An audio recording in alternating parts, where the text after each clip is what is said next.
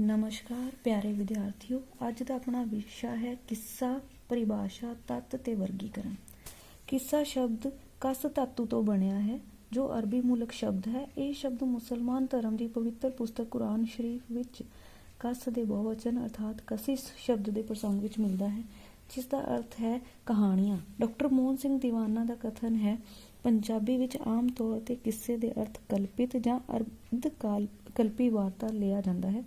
Doctor Diwan Singh लिखता है, किस्सा अरबी जुबान का लफ्ज़ है जिसका अर्थ है कहानी, गल, अफसाना, जकायद आदि तो अंत का हाल खोल के बयान करना। किस्सा अरबी भाषा का शब्द है जिसका अर्थ कहानी, कथा या बिरतांत है। ये कहानी या कथा भावें वार्तक या कविता विच होवे। अरबी, फारसी ते उर्दू साहित्य विच किस्सा शब्द वार्तक विच लिखी कहानी लई वरत्या जांदा रहा है, जिमें किस्सा अलिफ लैला, किस्सा बहाई के दानिश आदि। जदों मुसलमान हमलावर पंजाब विच हमेशा लई स्थापित हो गए तो उन्हां दी भाषा ते साहित्य दा प्रभाव भी पंजाबी भाषा ते साहित्य उत्ते पिया। किस्सा शब्द भी पंजाबी भाषा विच अनेकां अरबी फारसी दे शब्दां वांग अजिहा रच मिच गया है कि अज ये लफ्ज़ पंजाबी जगत विचों कढिया नहीं जा सकदा। भारतीय साहित्य संस्कृत ते हिंदी विच कथा या कहानी लई आख्यान शब्द मिलता है। आचार्य राम चंद्र शुक्ल के कथन अनुसार आख्यान के अर्थ बिरतांत, कथा, गाथा, वर्णन, बयान, कहानी, किस्सा, उपन्यास के 9 भेदां विचों एक है। डॉक्टर धीरेंद्र वर्मा के मुताबिक आख्यान के अर्थ कथन, निवेदन, कथा, कहानी, प्रवचन, उत्तर है। इस तो स्पष्ट है कि पंजाबी विच बयानिया काव्य, किस्सा काव्य लई किस्सा ते कथा शब्द समानार्थक रूप विच वरते जाते रहे हैं। पंजाबी किस्सा काव्य का मोढी किस्साकार दमोदर इन्हां दोहां शब्दों की वरतों करता रहा है। किस्साकार नाहर सिंह ने अपनी रचना रूप बसंत नूं किस्सा रूप बसंत का ते कथा रूप बसंत की लिखा है। रणजीत सिंह काल तक पहुंचदियां इस काव्य नूं कथा, किस्सा ते वार भी आख्या जाण लग पिया सी। मौला बख्श कुश्ता अनुसार मालवे विच किस्से नूं ही चिट्ठा कहा जाता है। इसे चर्चा तो असी इस सिट्टे ते पुज्जदे हां, किस्सा काव्य एक बिरतांतक काव्य रूप है जिसका आधार कोई कथा या कहानी हुंदा है। इस काव्य रूप लई मुसलमान कवि किस्सा शब्द का प्रयोग करते हैं ते हिंदू लिखारी उसे नूं कथा का नाम देंदे हैं। वास्तव विच कथा, किस्सा ते चिट्ठा इक्को ही बयानिया काव्य रूप किस्से दे वक्खो वक्ख नाम हैं। किस्से का मुख विषय किस्सा काव्य इस्त्री पुरुष के दुनियावी प्रेम की अभिव्यक्ति है। जदों गुरमत ते सूफी कवि आदर्शक प्रीत के गीत गा रहे सन तां उस समय पहले किस्साकार दमोदर ने हीर रांझे दे हिरदे की पीड़ा नूं बयान करके इस काव्य रूप का मुੱਢ मन्निया सी। 19वीं सदी तक किस्सा काव्य विच प्रधान विषय इश्क ही रहा है, पर अर्ध 19वीं सदी विच पंजाब के हालात विच परिवर्तन आया। इसका प्रभाव किस्सा काव्य उपर भी पिया है। इस दे फलस्वरूप किस्सा काव्य के विषय खेतर विच विस्तार होया। इश्किया किस्सिਆਂ ਦੇ ਨਾਲ रोमांटिक, वीररसी ते उपदेशात्मक किस्से भी रचे गए। 19वीं सदी के अंत तक कोई अजिहा विषय नहीं रहा जिस बारे किस्सा ना रचा गया होवे। किस्से की उत्पत्ति पंजाबी साहित्य विच किस्सा शब्द अरबी फारसी कविता के प्रभाव की देन है, पर इसका सूचक साहित्य इसकी आमद तो पहला विद्यमान सी। कथा या कहानी कहना ਜਾਂ सुनना मनुख का एक अत पुराना ते बहुत विकसित हुनर है। कथा या कहानी ही साहित्य का प्रारंभिक रूप है ਅਤੇ इसका जन्म मनुख के जन्म नाल होया मन्निया जाता है। भारत चिरकाल तो कथा साहित्य का घर रहा है।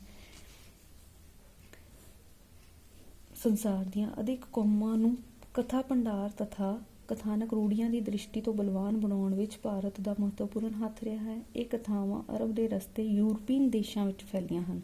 570 पूर्व ईस्वी तो पहला भारतीय लोक कथावां का संग्रह पंचतंत्र ईरानी भाषा विच अनुवाद हो चुकिया सी। रुदकी फारसी मसनवी का जन्मदाता मन्निया जाता है। उसकी पहली मसनवी कलीली ओ दमन भारतीय रचना पंचतंत्र का अरबी भाषा विच होए अनुवाद का ही रूपांतर है। संसार के साहित्य विच प्रीत कथा की परंपरा का सब तो पुरातन नमूना ऋग्वेद विच मिलता है, जिसकी सिरजना पंजाब की धरती ते होई मन्नी जाती है। इसे तरह राधा कृष्ण, रुक्मणी, नल दमयंती, अर्जुन सुभद्रा, शिव पार्वती ਆਦਿ ਪ੍ਰੇਮ ਕਥਾਵਾਂ ਉਪਨਿਸ਼ਦਾਂ, ਪੁਰਾਣਾ, ਰਾਮਾਇਣ, ਮਹਾਭਾਰਤ ਆਦਿ ਸੰਸਕ੍ਰਿਤ ਗ੍ਰੰਥਾਂ ਵਿੱਚ ਮਿਲਦੀਆਂ ਹਨ। ਪਿਸ਼ਾਚੀ ਭਾਸ਼ਾ ਦੀ ਬ੍ਰਿਹਤ ਕਥਾ ਪਹਿਲੀ-ਦੂਜੀ ਸਦੀ ਦੀ ਈਸਵੀ ਦੀ ਮਿਲਦੀ ਹੈ। ਪਿਸ਼ਾਚੀ ਲਹਿੰਦੇ ਪੰਜਾਬ ਦੀ ਅਪਭ੍ਰੰਸ਼ ਸੀ। ਇਸ ਦੀਆਂ ਬਹੁਤ ਸਾਰੀਆਂ ਕਹਾਣੀਆਂ ਨੂੰ ਸੰਸਕ੍ਰਿਤ ਵਿੱਚ ਕਥਾ ਸਰਿਤ ਸਾਗਰ ਨਾਂ ਹੇਠ ਉਲਥਾਇਆ ਗਿਆ ਹੈ। ਮੁਲਤਾਨ ਵਾਸੀ ਅਦਹਿਮਾਨ ਅਬਦੁਲ ਰਹਿਮਾਨ ਰਚਿਤ ਸਨੇਹ ਰਾਸਕ ਮਿਲਦਾ ਹੈ। ਪ੍ਰਿੰਸੀਪਲ ਸੰਤ ਸਿੰਘ ਸੇਖੋਂ ਅਨੁਸਾਰ 9ਵੀਂ-10ਵੀਂ ਸਦੀ ਦੇ ਮੁਲਤਾਨ ਨਿਵਾਸੀ ਕਵੀ ਅਦਹਿਮਾਨ ਅਬਦੁਲ ਰਹਿਮਾਨ ਦੀ ਰਚਨਾ ਸਨੇਹ ਰਾਸਕ ਪੂਰਨ ਭਾਂਤ ਵਿੱਚ ਪ੍ਰਾਕ੍ਰਿਤ ਪੰਜਾਬੀ ਅਪਭ੍ਰੰਸ਼ ਹੈ। ਇਸ ਵਿੱਚ ਆਧੁਨਿਕ ਪੰਜਾਬੀ ਦੇ ਕਵੀ ਵਿਸ਼ੇਸ਼ ਰੂਪ ਸਾਕਾਰ ਹੋਏ ਪ੍ਰਤੀਤ ਹੁੰਦੇ ਹਨ। ਡਾਕਟਰ ਮੋਹਨ ਸਿੰਘ ਸਭ ਤੋਂ ਪਹਿਲਾ ਕਿੱਸਾਕਾਰ ਪੁਸ਼ੇ ਨੂੰ ਮੰਨਦਾ ਹੈ, ਜਿਸ ਨੇ ਸੱਸੀ ਦਾ ਕਿੱਸਾ ਸੰਮਤ 1180 ਈਸਵੀ ਵਿੱਚ ਲਿਖਿਆ। ਇਸ ਤੋਂ ਬਾਅਦ ਦਮੋਦਰ ਨੂੰ ਪਹਿਲਾ ਕਿੱਸਾਕਾਰ ਵੀ ਮੰਨਿਆ ਜਾਂਦਾ ਹੈ। ਦਮੋਦਰ ਤੋਂ ਪਹਿਲਾਂ ਹੀਰ ਰਾਂਝੇ ਦੇ ਕਵੀ ਗੰਗ ਦੇ ਵੀ ਮਿਲਦੇ ਹਨ, ਜੋ ਡਾਕਟਰ ਹਜ਼ਾਰੀ ਪ੍ਰਸਾਦ ਦਿਵੇਦੀ ਅਨੁਸਾਰ ਭਾਰਤ ਦੇ ਮੁਗਲ ਸਮਰਾਟ ਅਕਬਰ ਦਾ ਸਮਕਾਲੀ ਸੀ। ਇਸ ਦਾ ਇੱਕ ਹੱਥ ਲਿਖਤ ਖਰੜਾ ਸੈਂਟਰਲ ਪਬਲਿਕ ਲਾਇਬ੍ਰੇਰੀ ਪਟਿਆਲਾ ਵਿੱਚ ਪਿਆ ਹੈ, ਜਿਨ੍ਹਾਂ ਵਿੱਚ ਪੰਜਾਬੀ ਪ੍ਰਭਾਵ ਸਪਸ਼ਟ ਰੂਪ ਵਿੱਚ ਦਿਖਾਈ ਦਿੰਦਾ ਹੈ। ਕਾਜੀ ਜੀ ਏਕ ਦਿਲ ਮੇਰਾ ਸੋ ਤੋ ਰਾਂਝਣ ਕੇ ਹਾਥ ਦਿਆ, दूसरा ना दिल है जो तू खेड़िया को दुआवेगा, करोगे न्याओ कैसा देखते हो काजी जी, मिये बिन राजी कैसे कुतुब पढ़ाएगा। दमोदर पहला किस्साकार है जिसने प्रीत काव ਲਈ किस्सा शब्द ਦਾ ਪ੍ਰਯੋਗ ਕੀਤਾ। ਦਮੋਦਰ ਨੇ ਆਪਣੇ ਕਿੱਸੇ ਹੀਰ ਦਾ ਵਿਸ਼ਾ ਵਸਤੂ ਪੰਜਾਬੀ ਜਨਜੀਵਨ ਵਿੱਚੋਂ ਲਿਆ ਹੈ ਤੇ ਤਕਨੀਕ ਫਾਰਸੀ ਮਸਨਵੀ ਵਾਲੀ ਅਪਣਾਈ ਹੈ। ਕਿੱਸੇ ਕਾਵ ਦੇ ਤੱਤ। ਕਿੱਸਾ ਕਾਵ ਦੇ 13 ਤੱਤ ਹਨ। ਪਹਿਲਾ ਤੱਤ ਮੰਗਲਾਚਰਨ। ਕਿਸੇ ਵੀ ਕਿੱਸੇ ਦਾ ਆਰੰਭ ਮੰਗਲਾਚਰਨ ਨਾਲ ਹੁੰਦਾ ਹੈ, ਜਿਸ ਵਿੱਚ ਕਿੱਸਾਕਾਰ ਆਪਣੀ ਸ਼ਰਧਾ ਦੇ ਇਸ਼ਟ ਦੇਵ ਪ੍ਰਤੀ ਸ਼ਰਧਾ ਪ੍ਰਗਟ ਕਰਦਾ ਹੋਇਆ ਹੱਥਲੀ ਰਚਨਾ ਦੀ ਸੰਪੂਰਨਤਾ ਲਈ ਪ੍ਰਾਰਥਨਾ ਕਰਦਾ ਹੈ। ਦੂਸਰਾ ਪੁਆਇੰਟ ਹੁੰਦਾ ਹੈ ਉਦੇਸ਼। ਮੰਗਲਾਚਰਨ ਤੋਂ ਉਪਰੰਤ ਕਿੱਸਾਕਾਰ ਕਿੱਸਾ ਲਿਖਣ ਦਾ ਮੰਤਵ ਦੱਸਦਾ ਹੈ, ਜੋ ਆਮ ਤੌਰ ਤੇ ਦੋਸਤਾਂ ਦੀ ਫਰਮਾਇਸ਼, ਨਾਇਕ ਨਾਇਕਾ ਦੀ ਪ੍ਰੀਤ ਦਾ ਪ੍ਰਭਾਵ ਜਾਂ ਪ੍ਰੀਤ ਜੋੜੀਆਂ ਦੀ ਕਿੱਸਾਕਾਰ ਨੂੰ ਸੁਪਨੇ ਵਿੱਚ ਕਿੱਸਾ ਰਚਨਾ ਲਈ ਪ੍ਰੇਰਨਾ ਹੁੰਦੀ ਹੈ। ਤੀਸਰਾ ਤੱਤ ਕਥਾਨਕ ਹੈ, ਜੋ ਕਿ ਬਹੁਤ ਜ਼ਰੂਰੀ ਹੈ। ਜੀਵਨ ਨਾਲ ਸੰਬੰਧਿਤ ਕੋਈ ਯਥਾਰਥਕ, ਆਦਰਸ਼ਕ ਜਾਂ ਕਾਲਪਨਿਕ ਘਟਨਾ ਕਿੱਸੇ ਦੇ ਕਥਾਨਕ ਦਾ ਆਧਾਰ ਬਣਾਈ ਜਾ ਸਕਦੀ ਹੈ, ਪਰ ਪੰਜਾਬੀ ਕਿੱਸਾ ਕਾਵ ਦੇ ਖੇਤਰ ਵਿੱਚ ਜ਼ਿਆਦਾਤਰ ਕਥਾਨਕ ਆਦਰਸ਼ਕ ਹਨ।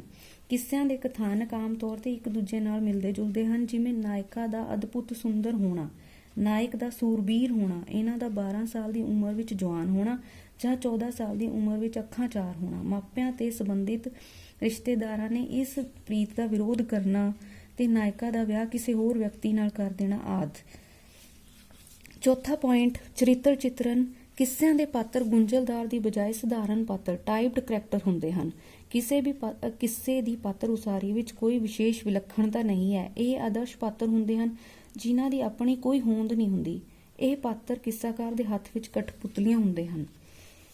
ਨਾਇਕ ਤੇ ਨਾਇਕਾ ਤੋਂ ਇਲਾਵਾ ਪ੍ਰਤੀਨਾਇਕ ਤੇ ਵਿਚੋਲਾ ਹੁੰਦੇ ਹਨ। ਪ੍ਰਤੀਨਾਇਕ ਦਾ ਕੰਮ ਨਾਇਕ ਤੇ ਨਾਇਕਾ ਨੂੰ ਪ੍ਰੇਮ ਕ੍ਰੀੜਾ ਤੋਂ ਰੋਕਣਾ ਹੁੰਦਾ ਹੈ।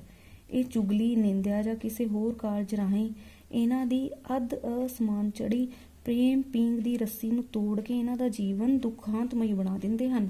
ਹੀਰ ਰਾਂਝੇ ਵਿੱਚ ਹੀਰ ਦਾ ਤਾਇਆ ਕੈਦੋ, ਸੋਹਣੀ ਮਹੀਵਾਲ ਵਿੱਚ ਸੋਹਣੀ ਦੀ ਨਨਾਣ, ਸੱਸੀ ਪੁੰਨੂ ਵਿੱਚ ਪੁੰਨੂ ਦੇ ਭਰਾ ਇਹ ਰੋਲ ਅਦਾ ਕਰਦੇ ਹਨ। ਸੁੰਦਰਤਾ ਵਰਣਨ। ਮੱਧਕਾਲ ਵਿੱਚ ਇਸਤਰੀ ਦੀ ਹੋਂਦ ਪੁਰਸ਼ ਦਾ ਮਨੋਰੰਜਨ ਕਰਨ ਤੋਂ ਵੱਧ ਕੁਝ ਵੀ ਨਹੀਂ ਸਮਝੀ ਜਾਂਦੀ ਸੀ। ਇਸ ਮੰਤਵ ਲਈ ਕਿੱਸਾਕਾਰ ਨਾਇਕਾ ਨੂੰ ਕਾਮ ਉਕਸਾਊ ਪੇਸ਼ ਕਰਨ ਹਿਤ ਉਸਦੀ ਨਕਸ਼ਕ ਪਾਤਰ ਉਸਾਰੀ ਕਰਦਾ ਹੈ।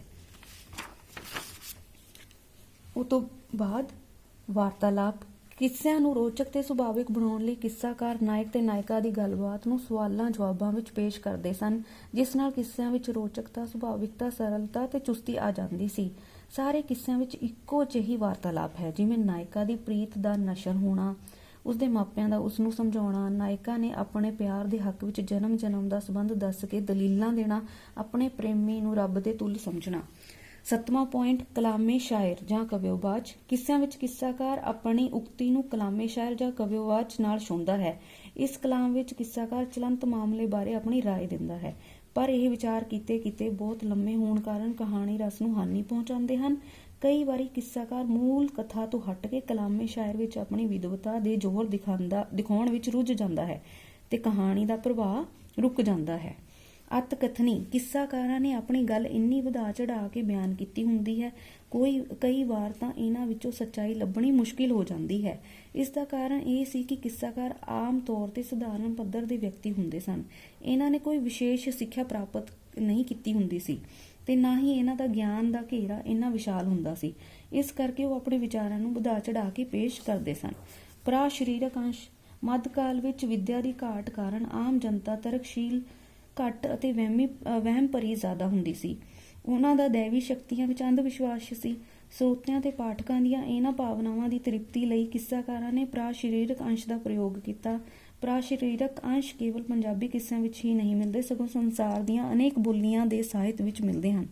ਸ਼ੇਕਸਪੀਅਰ ਦੇ ਨਾਟਕ ਹੈਮਲਿਟ ਵਿੱਚ ਭੂਤ, ਮੈਕਬਿਥ ਵਿੱਚ ਚੁੜੇਲਾਂ ਆਦਿ ਇਸ ਦਾ ਪ੍ਰਮਾਣ ਹਨ। ਭਾਸ਼ਾ ਕਿੱਸਾਕਾਰ ਲੋਕ ਕਵੀ ਸਨ। ਇਹਨਾਂ ਨੇ ਜਨ ਭਾਸ਼ਾ ਨੂੰ ਆਪਣੀਆਂ ਰਚਨਾਵਾਂ ਦਾ ਵਾਹਨ ਬਣਾਇਆ। ਭਾਵੇਂ ਮੱਧਕਾਲ ਵਿੱਚ ਰਚੇ ਕਿੱਸਿਆਂ ਵਿੱਚ ਅਰਬੀ ਫਾਰਸੀ ਸ਼ਬਦਾਵਲੀ ਦੀ ਭਰਮਾਰ ਹੈ, ਜੋ ਆਧੁਨਿਕ ਸਧਾਰਨ ਪੱਧਰ ਦੇ ਪਾਠਕ ਤੇ ਸਰੋਤੇ ਦੀ ਸਮਝ ਤੋਂ ਪਰੇ ਦੀ ਗੱਲ ਹੈ, ਪਰ ਇਹ ਸ਼ਬਦਾਵਲੀ ਅਸੁਭਾਵਿਕ ਨਹੀਂ ਹੈ। ਮੱਧਕਾਲ ਵਿੱਚ ਫਾਰਸੀ ਭਾਸ਼ਾ ਰਾਜ ਦਰਬਾਰ ਦੀ ਭਾਸ਼ਾ ਹੋਣ ਕਾਰਨ ਹਰ ਵਿਅਕਤੀ ਨੂੰ ਥੋੜ੍ਹੀ ਬਹੁਤੀ ਸਿੱਖਣੀ ਪੈਂਦੀ ਸੀ। ਕਿੱਸਾਕਾਰਾਂ ਨੇ ਅਰਬੀ ਫਾਰਸੀ ਸ਼ਬਦਾਵਲੀ ਨੂੰ ਤਤਸਮ ਤੇ ਤਦਭਵ ਦੋਹਾਂ ਰੂਪਾਂ ਵਿੱਚ ਵਰਤਿਆ ਹੈ। ਇਸ ਤੋਂ ਇਲਾਵਾ ਇਹਨਾਂ ਉੱਪਰ ਇਲਾਕਾਈ ਪ੍ਰਭਾਵ ਵੀ ਹੈ। ਰਸ ਹਰ ਕਿੱਸਿਆਂ ਵਿੱਚ ਰਸਾਂ ਦਾ ਪ੍ਰਯੋਗ ਜ਼ਰੂਰ ਹੁੰਦਾ ਹੈ। ਕਿੱਸਿਆਂ ਵਿੱਚ ਭਾਵੇਂ ਭਾਰਤੀ ਸਮੀਖਿਆ ਸ਼ਾਸਤਰੀਆਂ ਵੱਲੋਂ ਪ੍ਰਮਾਣਿਤ 9 ਰਸ ਮਿਲ ਜਾਂਦੇ ਹਨ, ਪਰ ਇਹਨਾਂ ਵਿੱਚੋਂ ਪ੍ਰੇਮਮਈ ਕਿੱਸਿਆਂ ਵਿੱਚ ਪਾਠਕਾਂ ਤੇ ਸਰੋਤਿਆਂ ਦੇ ਸੋਝ ਸੁਆਦ ਤ੍ਰਿਪਤਾਉਣ ਲਈ ਸ਼ਿੰਗਾਰ ਰਸ ਦੀ ਅਧਿਕ ਵਰਤੋਂ ਕੀਤੀ ਗਈ ਸੀ। ਡਾਕਟਰ ਆਤਮਜੀਤ ਅਨੁਸਾਰ ਕਿੱਸਿਆਂ ਦੀ ਰਚਨਾ ਵੀ ਕਵੀਆਂ ਦੇ ਰਸ ਦੀ ਭੂਮੀ ਉੱਤੇ ਹੋਈ ਹੈ। ਭਾਵੇਂ ਇਸ ਗੱਲ ਦਾ ਸੁਚੇਤ ਯਤਨ ਕੀਤਾ